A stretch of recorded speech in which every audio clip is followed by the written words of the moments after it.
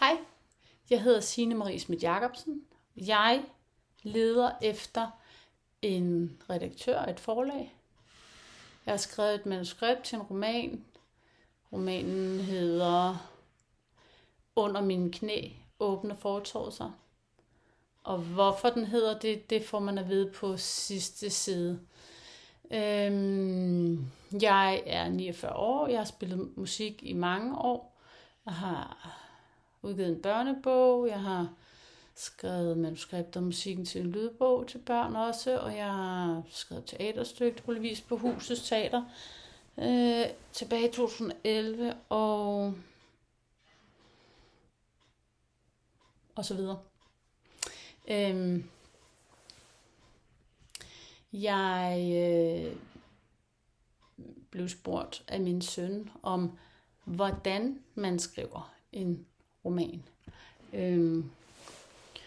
Og så svarede jeg, at først så lever man et langt liv, og så lytter man til en masse podcasts om Carl Jung, og så øver man sig i at huske sine nattedrømme. Så læser man en masse Nikolaj Zeuthen, Line Knutzon, H.C. Andersen, Willy Sørensen, Josefine Klougart, Tina Frank og Bjørn Rasmussen.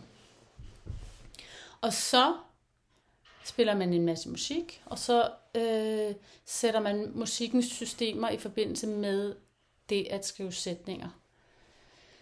Og så øver man sig rigtig meget på et tidspunkt, så øver man sig rigtig meget på at stave og sætte punktummer og kommaer. Og så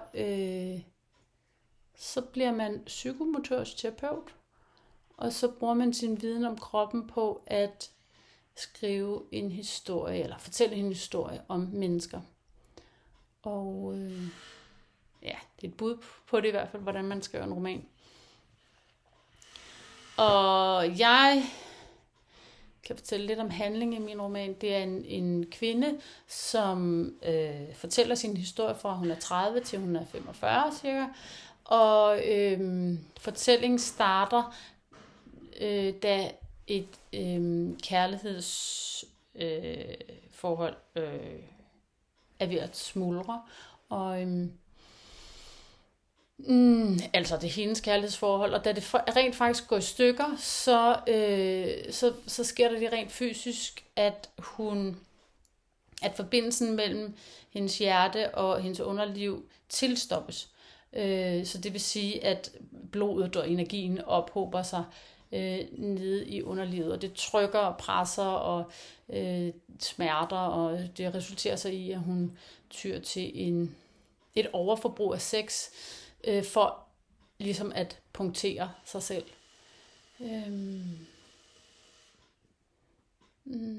Og så 15 år efter gør hun rent for de rige på Gammel Kongevej, og i den forbindelse møder hun manden fra sin fortid, fordi han træder ind ad døren, mens hun gør rent i hans lejlighed. Jeg synes, jeg har skrevet en roman, som er sådan spraglet i sit udtryk og i sin form. Altså det vil sige, jeg elsker form. Men jeg elsker mange forskellige slags former, og jeg har sat en masse former sammen i den her roman. Så man kan sige, den sådan, man bliver revet lidt rundt, den er sådan spraglet i sit udtryk. Dialogernes form er stram.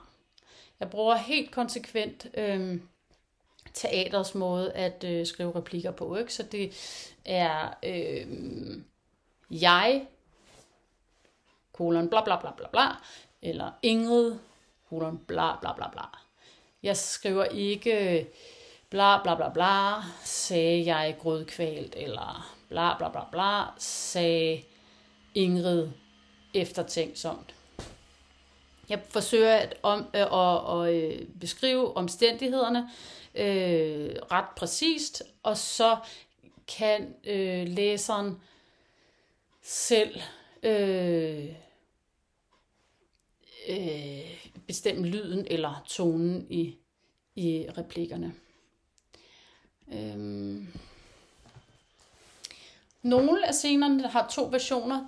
Den ene scene forklarer, hvad der sker på realplanet. Den anden scene beskriver situationen, som hvis den var en drøm, eller så den er fyldt med symboler og arketyper. Altså den beskriver situationen på det underbevidste plan. Andre gange så har jeg 2 bud på scener, og så kan man selv vælge. Så for eksempel den scene, eller den situation, hvor hun møder manden fra sin fortid, og han kommer hjem og overrasker hende på den, eller uanmeldt, eller hvad man skal sige. I den ene version påstår at han kommer hjem midt i, at hun står og skuer hans toilet.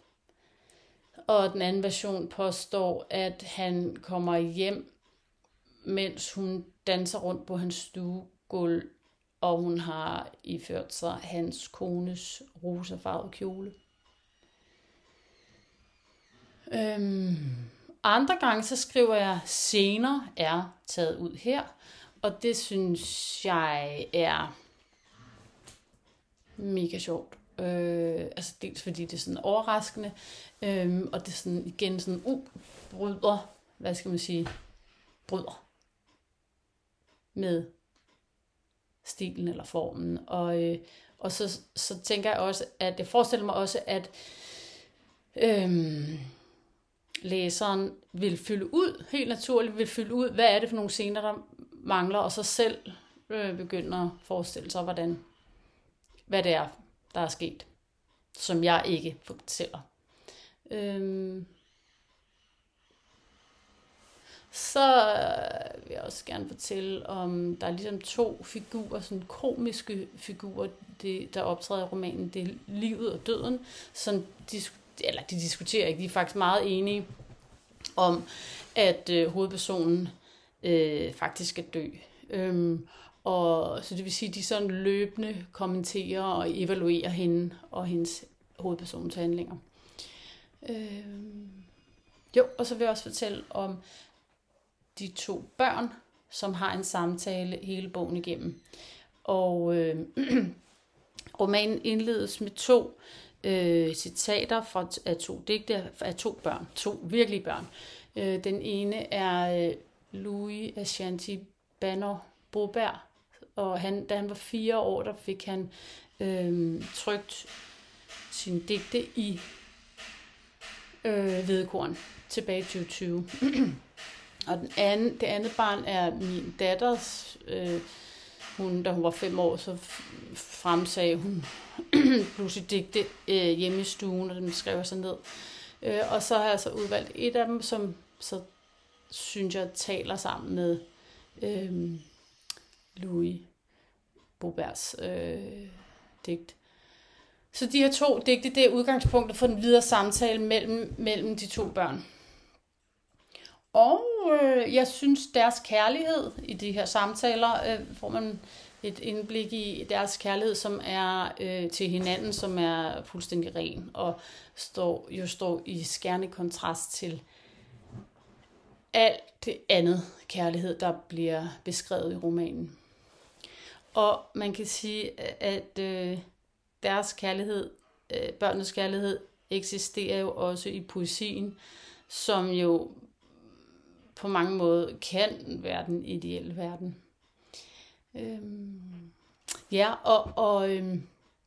Børnenes 2 digte, som indleder romanen, har flere ting til fælles. De taler om kærlighed, de taler om heste, der kan flyve, og så taler de om lys og mørke. Og jeg vil gerne læse et eksempel op på deres samtale.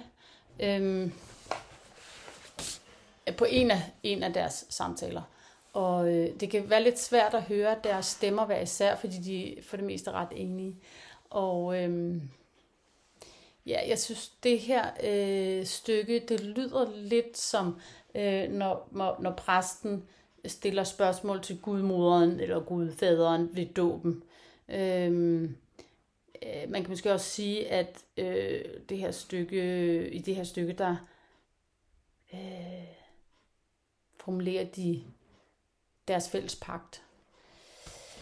Nå, men det er Ellen, der starter med at tale.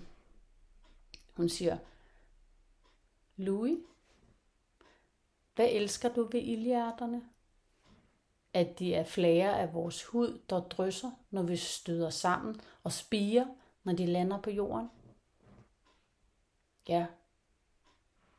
Og elsker du, at ildhjerterne får hestene til at flyve?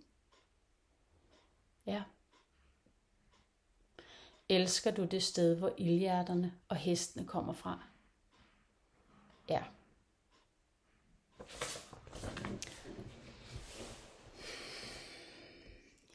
Så kan jeg så også sige, at jeg har sat billeder af gamle digte, gamle sange, gamle historier ind i romanen, og fordi de taler sammen i historien. Og så har jeg faktisk også sat et udsnit af en gyserhistorie, min datter skrev i 5. klasse. Og der er også et billede af et øje, som min søn har tegnet. Ja.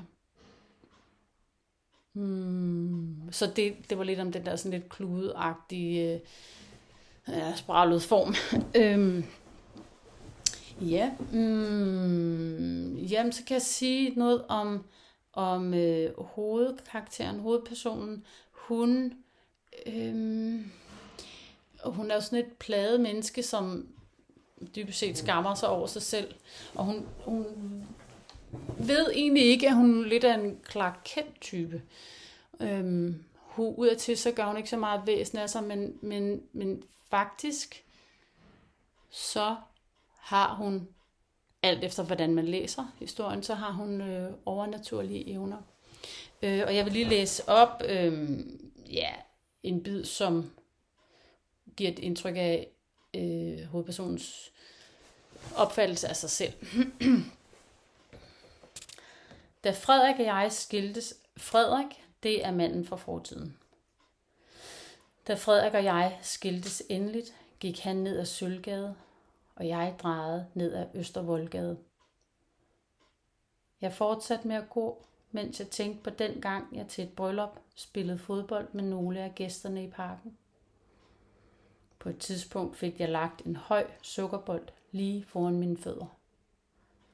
Det høje græs tæmmede plastikbolden. Det eneste, jeg skulle gøre, var at skubbe bolden ind over målstregen med foden. Jeg gjorde det ikke. Jeg tøvede ikke engang.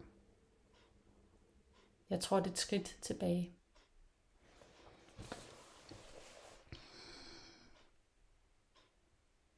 Ja, og så jeg måske også sige lidt om, hvorfor hovedpersonen går så meget i stykker efter det her forliste forhold. Jeg synes, det opdager man, eller det finder man måske ud af, når hovedpersonens forhold til sin mor bliver beskrevet.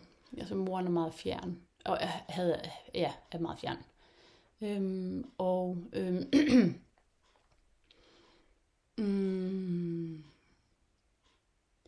Og så vil jeg læse en scene op, som ligesom beskriver det her forhold, hun har til sin mor. Nå, strømmen gik lige på computeren, så jeg vil læse op. Ja. Jeg kunne også have fortalt min datter, at jeg engang sad så tæt på min mor, at jeg kunne røre hende. En mand havde brændt hende af, så det var kun hende og mig ved søen. Der havde været tæt af mennesker hele dagen. og nu lå sandkornene og gav slip på varmen. Jeg gravede med mine fødder. Mine sokker hang som 2 tunge flag på 2 grene, stukket ned i en sandbunke, der forestillede et slot. Vandets overflade var helt stille, og min mors øjne var blanke. Jeg så på det, hun så på. Åkanderne, badebroen, skoven. Solens farver i skyerne i vores øjne forbandt os. Jeg forestillede mig, hvordan kærligheden så ud. At jeg lænede mig ind til hende. At jeg hviskede hende i øret. Noget, som jeg forestillede mig, ham manden ville have sagt. Du er smuk, Greta. Min arm om hendes ryg. Min hånd på hendes hud og ribben. Hendes krop ville svare med at blive blød og bevæge sig. Og så ville jeg kysse hende. Min mor arbejdede engang som lærervikar, og jeg var en dag med hende på arbejde. Hun sad på lærerværelset og talte livligt med nogle kolleger. Jeg havde aldrig set hende sådan før.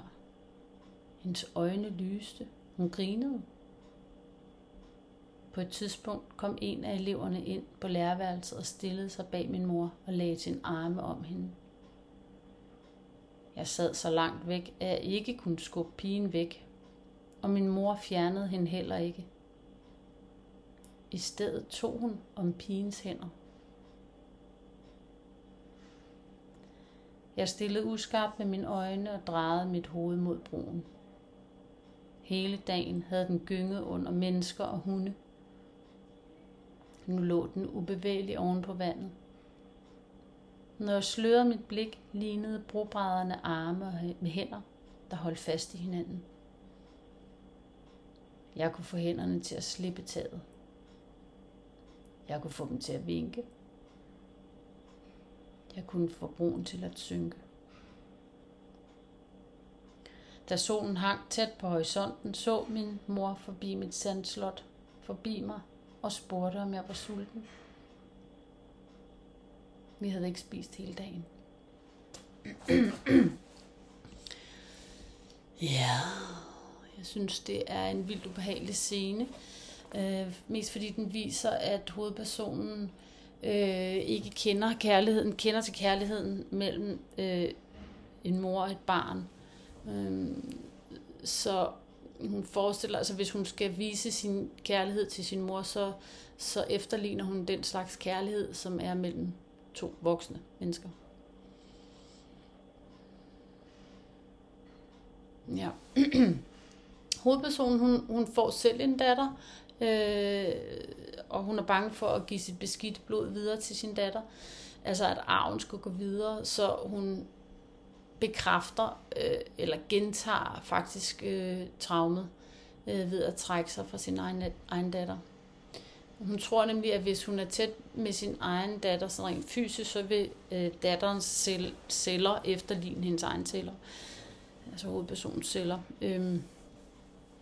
Hun mener, at naboen er et bedre forbillede end hende selv, så hun lader datteren være sammen med naboen så meget som muligt. Naboen er en meget tydelig, ambitiøs, hård, pligtopfyldende, sej kvinde i 60'erne. Hun er samtidig også meget vis og spirituel. Hun har en danseskole, og hun tager hovedpersonen med på danseskolen for at hovedpersonen kan pleje sin sjæl. Og som Carl Jung siger, hvis man bevæger sig derhen, hvor ilden, hvor gnisten er livskraften, så healer man traumet. Og han siger også, at man ikke skal løse sine problemer, men man skal vokse sig større end sine problemer. Ja. Ja, og det er det, hun gør ved at ligesom at pleje sin sjæl og danse og folde sig ud. give udtryk for sit indre. Jeg vil slutte med at læse en scene op fra danseskolen. Da jeg kom ind i dansesalen, var Ingrid i gang med at slå koldbøtter på en yogamåtte. Først forlæns, så baglæns. Da hun så mig, rullede hun forlæns med en kraft, der svingede hende helt op at stå. Ingrid: lad os nu bare komme til sagen. Jeg: må jeg fortælle dig om en drøm, jeg havde i nat? Ingrid: fortæl. Jeg helede græsset og mosset. En mand pegede på jorden og sagde: læg dine hænder der, og så vil blodet strømme til mine knæ. Hans muskler var sorte. De skulle være røde. Jeg var overrasket over, hvor let det var. Jeg lagde mine håndflader på det grønne og så, at hans ben forandrede sig. En ukendt libido bulrede i mit bækken. Det strålede ud i alle retninger. Det var ikke kun nydelse, det var større. Ingrid: det er jo rigtigt alt sammen. Jeg: det var forbundet med en seksuelt lignende lykkefølelse at hele jorden. Ingrid: og det at du heler jorden skaber blodgennemstrømning i en andens krop. Det er ikke sex, det er din skaberkraft. Det er din sjæl. Hvor mange gange skal jeg sige det? Har du spist dine grøntsager? Og nu skal du trampe, indtil din sjæl siger noget andet. Tak.